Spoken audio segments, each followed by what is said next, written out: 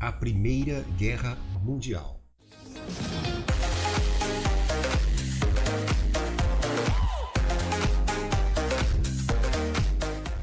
Entre os principais fatores que levaram as grandes potências do continente europeu à Primeira Guerra Mundial estão as rivalidades nacionais, as disputas econômicas, os ressentimentos políticos, o imperialismo, o surgimento do nacionalismo.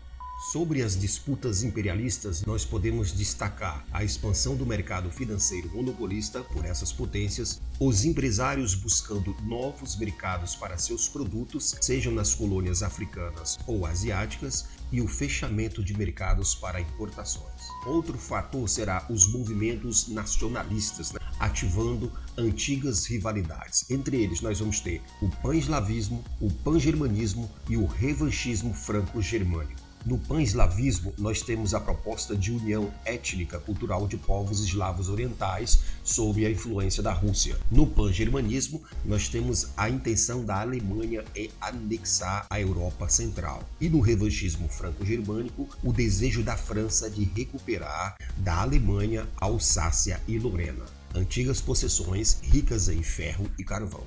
É importante destacar que foi na Guerra Franco-Prussiana de 1870 que as províncias de Alsácia e Lorena foram perdidas pela França para a Alemanha. Além do revanchismo, além do nacionalismo e do imperialismo, nós teremos alguns momentos bastante críticos, como por exemplo, a Conferência de Algeciras em 1905, onde ocorre a disputa entre a Alemanha e a França pelo Marrocos. Em 1911, a França vai chegar a ceder o Congo para a Alemanha, e na Península Balcânica, o nacionalismo sérvio, com apoio da Rússia, se intensifica contra o expansionismo do Império Austro-Húngaro, que contava com o apoio alemão.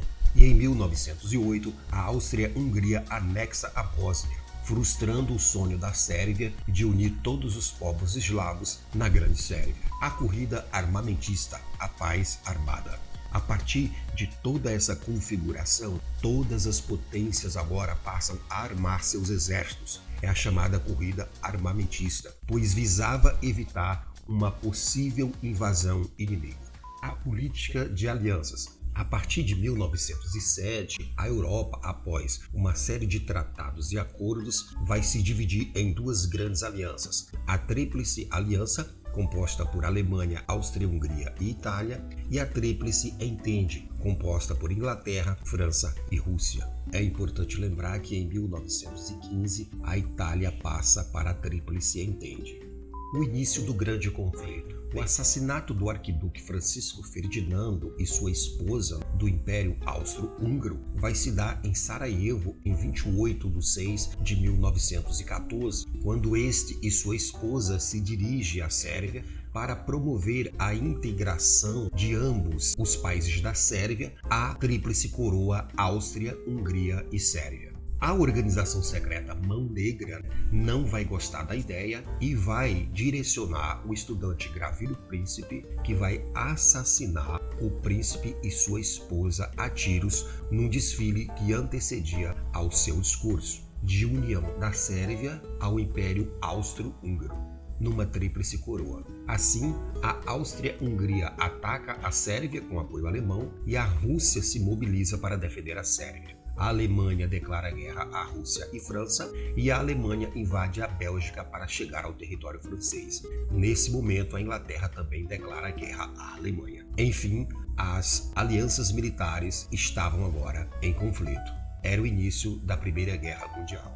A reação popular à guerra. Vai haver por parte das populações envolvidas no conflito uma grande celebração, um grande entusiasmo, um fascínio promovidos pelo extremado nacionalismo da época em relação a participarem da guerra. Ambas as alianças militares vão receber reforços. A Tríplice Aliança vai receber a Turquia e apoio da Bulgária em 1914. A Tríplice Entende vai receber a Sérvia em 1915, a Bélgica e a Itália, a Grécia e o Japão e os Estados Unidos também em 1917. O Brasil na Primeira Guerra. O Brasil vai ser o único país da América do Sul a participar, declarando guerra à Alemanha.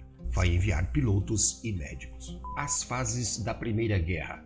A Primeira Guerra geralmente é dividida em 2 ou 3 fases. A primeira fase geralmente se destina à guerra de movimentação de tropas e ao ataque alemão à França em 1914 na Batalha do Marne. A segunda fase é a guerra de trincheiras, que evita o avanço inimigo, onde os soldados enfrentam frio, fome, chuvas e doenças. E a terceira fase da guerra é a entrada e saída de países como Grécia, Japão, Estados Unidos, onde os submarinos alemães afundam os navios do Brasil e dos Estados Unidos, ocorre a entrada dos Estados Unidos em 1917 e a saída da Rússia com a Revolução Bolchevique de 17 no Tratado de Brest-Litovsk com a Alemanha. A destruição na Primeira Guerra. Nós vamos ter um elevado número de mortes e vamos ter também o uso de novas tecnologias bélicas, como metralhadoras, tanques, lança-chamas, projéteis explosivos, aviões militares pela primeira vez e submarinos militares pela primeira vez. As principais mudanças ocorridas no período. Nós vamos ter o envolvimento da população no fabrico de armas e munições e a destruição da produção, fábrica, plantações, estradas e portos, aumentando assim a fome, a inflação e o racionamento.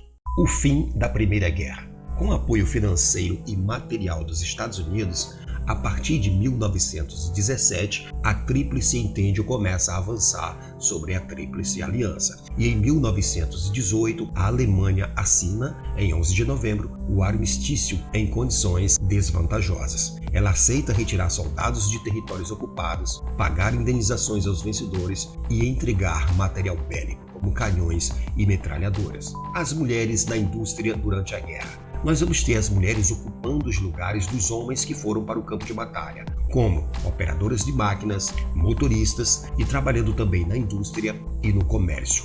Quando termina a Segunda Guerra, as mulheres terão agora um outro papel na sociedade europeia e americana. Ao final da Primeira Guerra, as mulheres terão demonstrado à sociedade e aos homens que elas também eram capazes de ocupar cargos importantes da sociedade.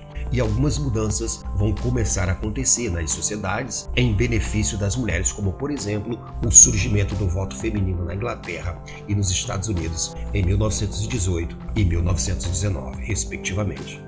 A paz dos vencedores. Ao final da guerra nós vamos ter 10 milhões de mortes, 30 milhões de feridos, destruição por toda parte da infraestrutura dos principais países europeus e uma forte crise econômica. Ao final, o patriotismo que a gente abordou lá no início da aula será substituído por desolação e desesperança. A Conferência de Versalhes, o Tratado de Versalhes de 1919 a 1920. Nele, a Alemanha será culpada, obrigada a restituir Alsácia e Lorena à França, a devolver regiões ocupadas na Bélgica, Dinamarca, Polônia, a entregar navios mercantes à França, Inglaterra e Bélgica, a pagar indenizações aos vencedores, a reduzir seu exército e será proibida de construir navios militares.